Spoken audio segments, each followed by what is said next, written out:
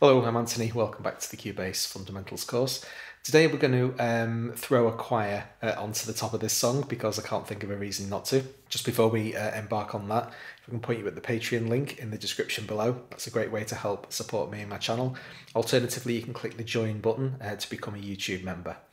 Okay, let's get on with it. So here's what we're going to do. We're going to take these chords out of the chord track, throw them onto a brand new track with a completely new instrument. I found a couple of choir sounds in Sonic SE that will do for today's purposes.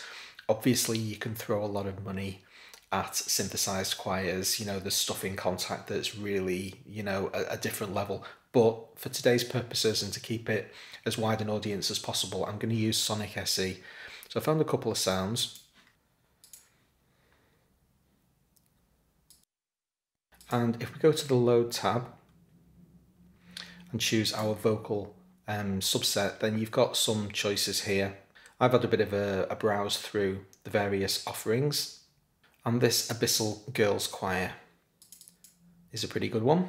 So we'll load that in.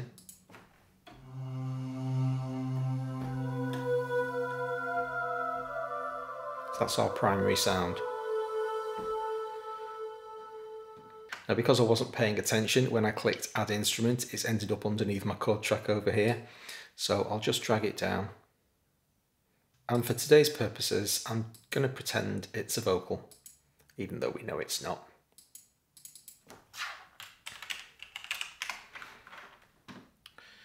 I also need to route it properly.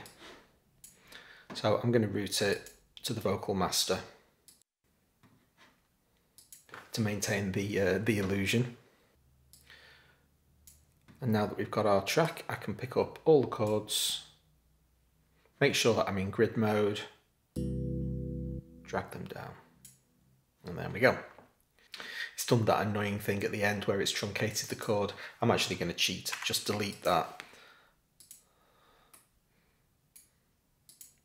and grab the one off my piano backing that I made for a completely different reason, but it's actually the same notes, and glue all of that together.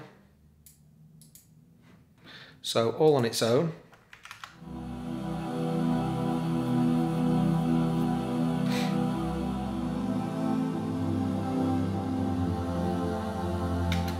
Two things immediately become apparent to me. Firstly, it's too low. All of the registers are in the low area.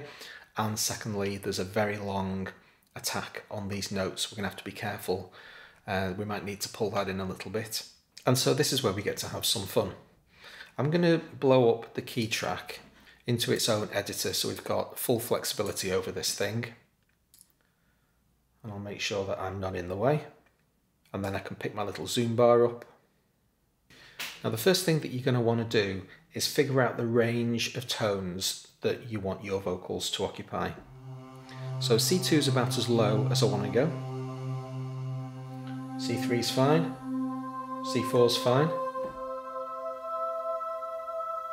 E4 is just starting to get a little bit chipmunky up there. So let's say that we have our operating range between C2 and E4. Well, if I zoom this editor so that we can see the entire song, we can see we've got a load of notes outside of that range. But that's very easy for us to take care of. In the Transpose window, we've got lots of options there. But my preferred method of doing all this stuff is with the logical editor. I've got a couple of presets. I think it might actually be stock. I can't remember because I've reconfigured all of this stuff over time. But in my Transpose menu, I've got a couple of options here, Transpose +12 and -12. Now I try to keep all of my logical editor presets as clean and up to date as possible so that they're there ready to go when I need them. And I'll make a copy of this entire preset file, all of my logical presets. I'll make them available to my patrons and YouTube members. If we head to the Transpose tab, you can see Transpose +12 and -12. I've actually got those set to keyboard shortcuts. So every logical editor command gets its own entry in the key commands. So if we search for that function, and here you can see the +12 and -12, I've actually got them set up as keys on my expert keys box. I just added these recently. Let's start with these very low Cs. and bring them all up to C4, because I've decided that's, what did I say, E4 was going to be my highest note. Why not throw them up as well? The rest of this stuff I'm going to throw up there. And so by doing that, I've immediately created new inversions. This will no longer sound like the piano sound that we've got doing the similar kind of thing with the chord track.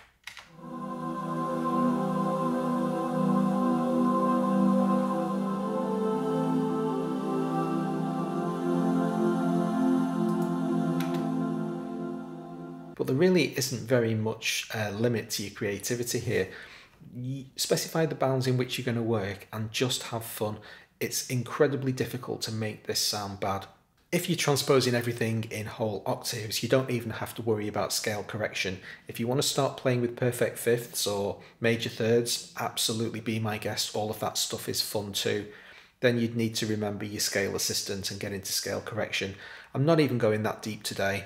I'm pretty much taking a hammer to this. What I'm going to choose now is the C and D in this middle range, and I'm going to drop them an octave to get me down to my lowest note, C2. Another really easy win is to avoid any notes that are exactly one semitone apart from each other, because they're going to create dissonances. So I'm going to drop those Fs down an octave.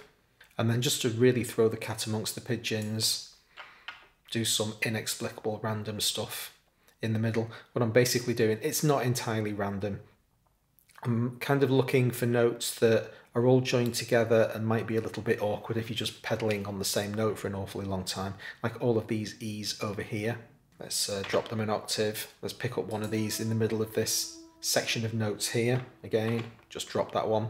Now obviously I'm being pretty savage with this. You'd be far more musical with this stuff, but hopefully I'm going to prove that it actually doesn't matter that much what you do. As long as the principles upon which you're working are reasonably musical, you'll get away with some seemingly heinous stuff. Take one of these C's and lift that up a bit. Okay, that'll do us. You get the idea. Next thing I'm going to do is choose my glue tool and join together any notes that are still the same pitch, because when you come to play these in the synth, if I choose here for instance and just play this section,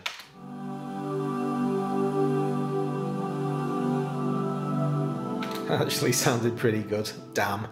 But sometimes you can get a little bit of a stutter where the synth is, the tail of the previous note is still playing when the new note comes in.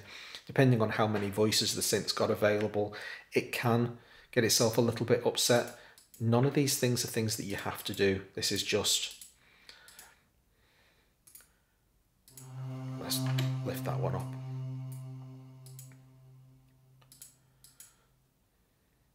There are no rules.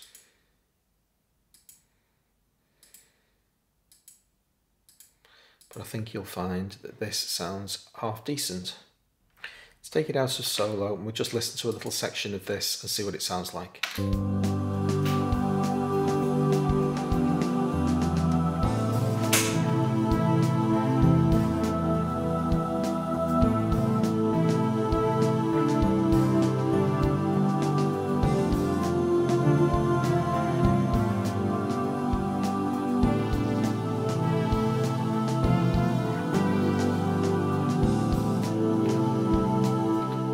There's no question that that attack is too long. So I'm going to open Hallian, go into the edit screen and just pull the attack down.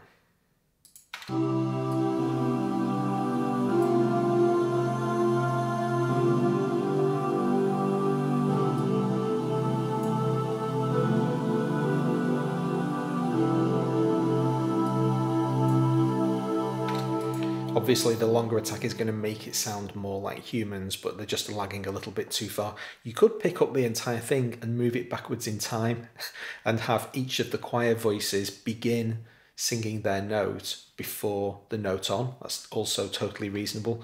Many ways to crack the egg, but for the purposes of today, that's absolutely fine. Now we're not done there yet. The next thing I want to do is separate this into individual melody lines. At the moment we've got this, this choir singing all of these harmony parts, but I'm going to use a different voice. I've got, what's it called? There's a giant ooh sound in Sonic, which sounds reasonable as well, and we'll be able to mix these two things together and pan them when we come to mixing. So what I'm going to do is head back into my logical editor. I'm going to pick extract lowest note from Chord. Again, check out my download link if you want this stuff. And then I'm going to select all of my notes and say go. And now somewhere down at the bottom of the song, we have the lowest note out of that entire melody has just been stripped and put onto a brand new part. I'm going to execute that again. And again a third time. Let's have a look at what's left. So as you can see, we've still got an almost completely consistent melody, because for almost the entire chord track we've got at least 4 notes playing, so we had plenty to play with. What we've got now is 3 brand new tracks underneath. Let's pick these up. And now we can change the preset for each of these tracks. We've got 4 separate instances of Hallian playing here. So I can open the instrument for instance number 3 and choose a different voice. I'm going to use that for track 4 as well.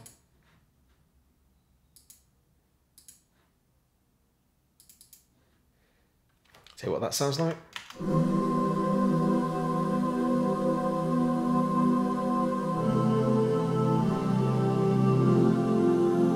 Pretty good.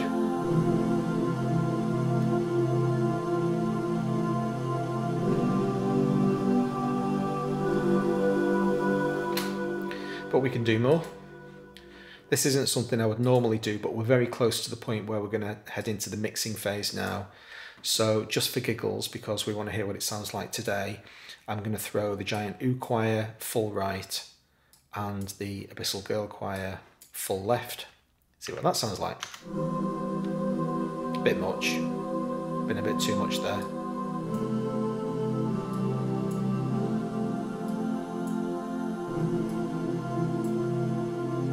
But that's not bad. We're getting into the territory of having something that's really interesting in a stereo context now. And by keeping those 2 sounds, the 2 different preset sounds split, 2 going one way, 2 going the other way, we're accentuating that difference. It would have been tempting to put one of each of the girls' choirs left and right, and similarly for the oohs, but then you're going to diffuse a lot of the effect that you're seeking to gain. So we'll just deactivate solo now, and we'll listen to a little bit of this.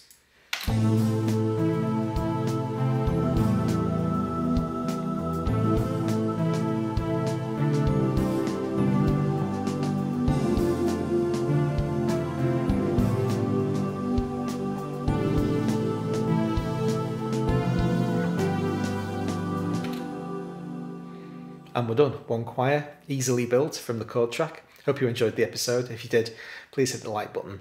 I'll see you next time. Thanks a lot.